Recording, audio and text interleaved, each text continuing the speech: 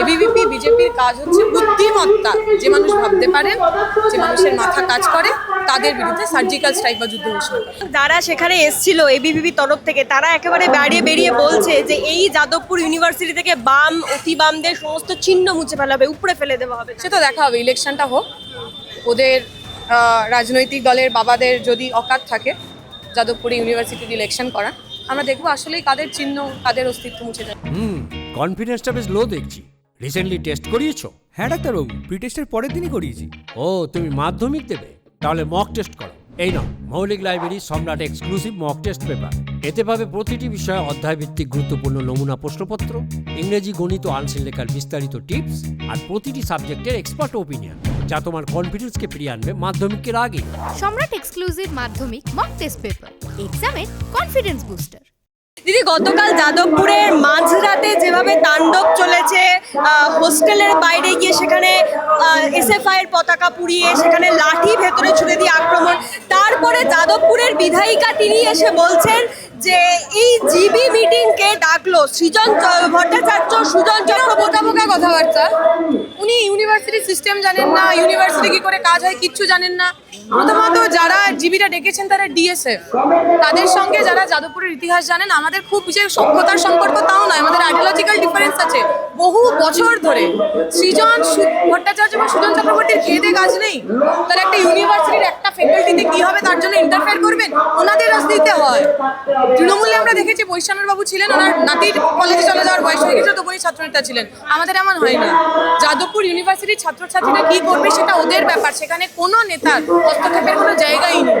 এখন মাথায় যদি গোবর পোড়া থাকে তাদের আর আপনি কি বোঝাবেন? এবং যেখানে গণতন্ত্রের জয়, আইনের শাসন, এই কথাগুলো বলা হয়, সেখানে ছাত্রছাত্রীদের ওপর একেবারে কোট আনকোট লেনিনের বাচ্চা বলে তাদের ওপর সার্জিক্যাল স্ট্রাইকের কথা বলা, এটা গণতন্ত্রের কোন? পশ্চিমবঙ্গের মানুষ, আমি জানি না তারা কেন বিজেপি গণতান্ত্রিক পরিবেশ তৈরি করবে এটা বিশ্বাস করেছিলেন। আমরা জানতাম সেটা হবে না। ওনারা যা 2014 সাল থেকে সারা দেশ জুড়ে করে বেরিয়েছেন, পশ্চিমবঙ্গে সেটাই করছেন। আমি এটা মানে এর মধ্যে এতটাতেই আমি খুব আনএক্সপেক্টেড মনে হচ্ছে না, আমি এতটাতে মানে অবাক হচ্ছি না। আমরা কি এটা বলতে পারি যে এই জিবি বৈঠক ডাকারই একটা ওয়েট করছিল এবিভিপি, যাতে পরিকল্পিতভাবে এই হামলাটা করা? এবিভিপি প্রতিদিনই কিছু না কিছু খুঁজছেন, যেহেতু এখানে কিছু বলতে পারছেন না, আমাদের বিরুদ্ধে কিছু বলার জায়গা নেই, তাই কখনো কখনো মিথ্যা প্রোপাগান্ডা, টুকরে গ্যাং, অ্যান্টি ন্যাশনাল, এই সমস্ত একেবারে আজাইরা কথা, যার কোনো বেস নেই, যার কোনো প্রামাণ্যতা নেই, সেইগুলোকে নিয়ে ওরা গন্ডগোল করার চেষ্টা করছে। এবং যারা সেখানে এসেছিল এবিভিপি তরফ থেকে, তারা একেবারে বেরিয়ে বলছে যে এই যাদবপুর ইউনিভার্সিটি থেকে বাম অতি বামদের সমস্ত চিহ্ন মুছে ফেলা হবে, উপড়ে ফেলে দেওয়া হবে। সে তো দেখা হবে, ইলেকশনটা হোক। ওদের রাজনৈতিক দলের বাবাদের যদি অকাত থাকে যাদবপুরে ইউনিভার্সিটির ইলেকশন করা, আমরা দেখবো আসলেই কাদের চিহ্ন, কাদের অস্তিত্ব মুছে যাচ্ছে। এবং একজন বিধায়িকা কিভাবে এই কথা বলতে পারেন যে সারা রাত ধরে? বিধায়িকা যা খুশি বলতে পারেন, উনি বিজেপি করছেনই। মানে একটু মানসিকভাবে অস্থিতিশীল না হলে, একটু গণতন্ত্র সম্পর্কে অবিশ্বাসী না হলে, একটু সংবিধান বিরোধী না হলে বিজেপি করা যায় না। বিজেপি হওয়ার প্রাথমিক জায়গা হচ্ছে আপনার মনের মধ্যে প্রচুর বিদ্বেষ থাকতে হবে, দেশের সংবিধানের বিরুদ্ধে আপনার বিদ্বেষ থাকতে হবে। যে কোনো ডেমোক্রেটিক স্পেস, যেখানে যে মানুষের দিমাগ আছে, যে মানুষের বুদ্ধি আছে, যে মানুষ কথা বলেন, এমন যে কোনো মানুষের প্রতি আপনার মনের মধ্যে ভয় এবং ঘৃণা থাকতে হবে। ওনার মধ্যে সেই সবটা আছে। এক, ওনার মধ্যে দিমাগ নেই, এবং দ্বিতীয়, বাদবাকি যে তিনটা কথা বললাম সেটা সব। যাদবপুর ইউনিভার্সিটিটা কসবা কনস্টিটিউয়েন্সির মধ্যে পড়ে, তাহলে যদি সেই নিজস্ব কনস্টিটিউয়েন্সি সব জানেন না, উনি কিচ্ছু জানেন না। উনি যাদবপুর নামটা শুনেছেন, যাদবপুর ইউনিভার্সিটি নামটা শুনেছেন, উনি নাচতে নাচতে চলে এসেছেন, গন্ডগোল করার চেষ্টা করেছেন সারা রাত জুড়ে। একটা পাবলিক ইউনিভার্সিটি, সেটাকে ভেঙে গুড়িয়ে দেওয়ার চেষ্টা করেছেন।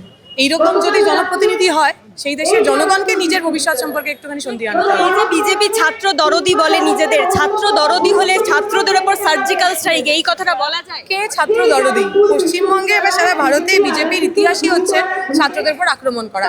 সেটা জেএনইউ হতে পারে, এইচসি হতে পারে, পন্ডিচেরি ইউনিভার্সিটি হতে পারে, ইফলু হতে পারে, যেখানে যেখানে এবিভিপি আছে। এবিভিপি বিজেপির কাজ হচ্ছে বুদ্ধিমত্তা, যে মানুষ ভাবতে পারেন, যে মানুষের মাথা কাজ করে, তাদের বিরুদ্ধে সার্জিক্যাল স্ট্রাইক বা যুদ্ধ ঘোষণা করা।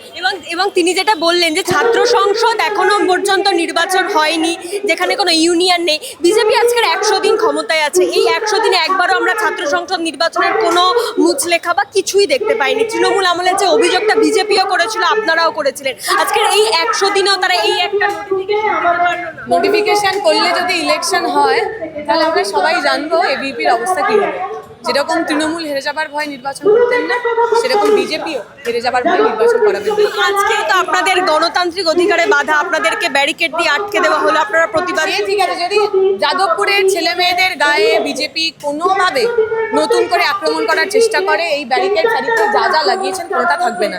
আমরা শান্তিপূর্ণ জমায়েত করছি।